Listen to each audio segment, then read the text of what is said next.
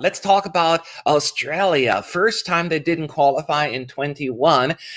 They are now ready to return to the finals, and they announced today, by they I mean the Australian broadcaster SBS, the next 3 artists that will take part in Eurovision-Australia Decides.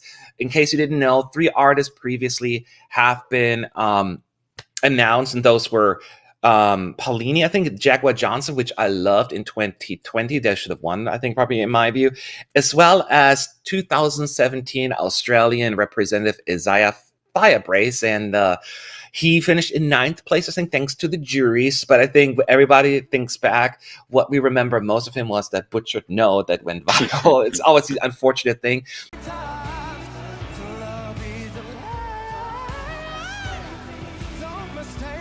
We have 3 more acts that have been added to the lineup.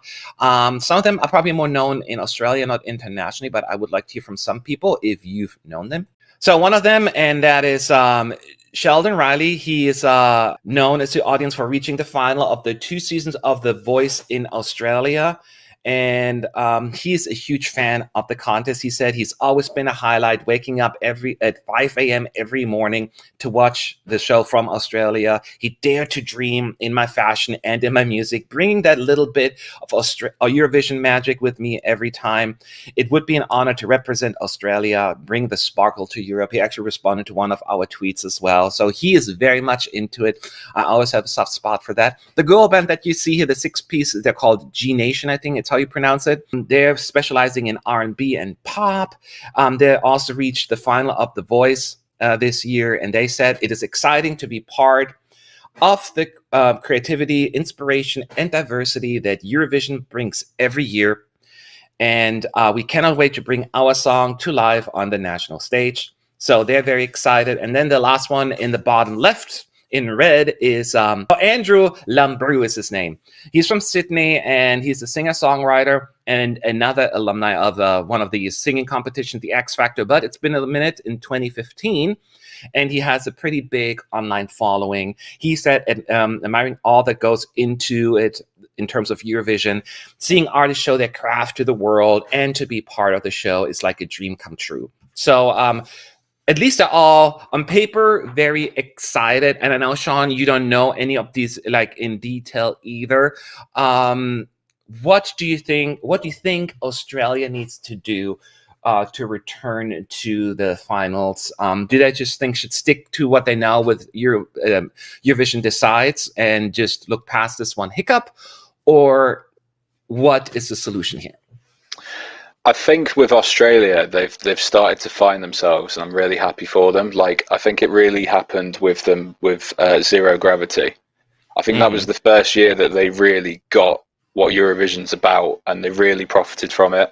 And that whole national final that year was brilliant, like amazing. Exceptional. Like the quality. You had Shepherd, Electric Fields.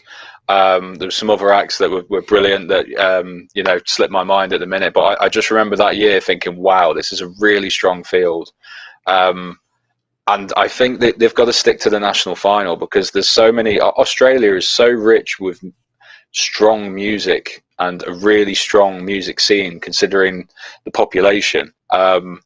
I think there's a lot to give for Australia, and there's a lot of different avenues they could take. And, they've got a lot of producers that do really good stuff out there. So, yeah, in terms of the acts that have been revealed today, again, like you said, I'm not really too sure what they can bring, but that can be a good thing, because, they've got a point to prove and they really want to show what they're about. And they look like they could be interesting acts. I mean, a girl band is not really the in thing, apart from, like, say, Little Mix. There's not really many girl bands out there, I'd say, at the moment. So there's definitely room for that, and I'd be interested to see what they could bring, especially with the R&B feel.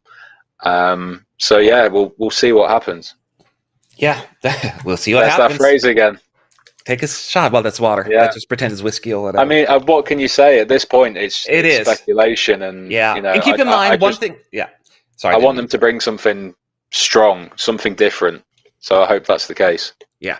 Now, to be fair, also Montaigne's song this year, Technicolor, wasn't part of a national final. You know, it was an internally selected song, which have done in the past and have done well, but it was such a unique situation in terms of, like, you know, 2020 being canceled and then keeping the same artist and then just trying to find a song.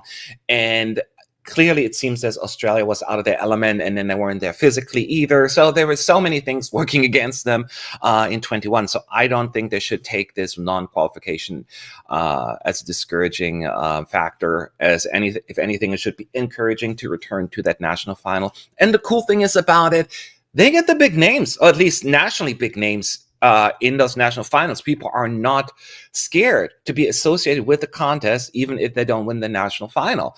And I think that is a wonderful attitude. And I hope that a lot of countries that shall not be named, follow the same kind of pattern. Do you know what I mean? We were there. Give it a few decades. know.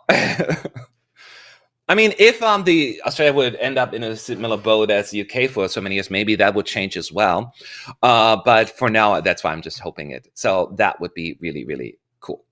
But yeah, so in terms of what's going to happen in Australia, we don't know yet. We have to wait for the songs, but it is kind of fun to get like little pieces of news here and there. We have so many national finals this year, which is a refresher from last year where we had so many internal ones for obvious reasons. But we'll see where it takes us. Let's move on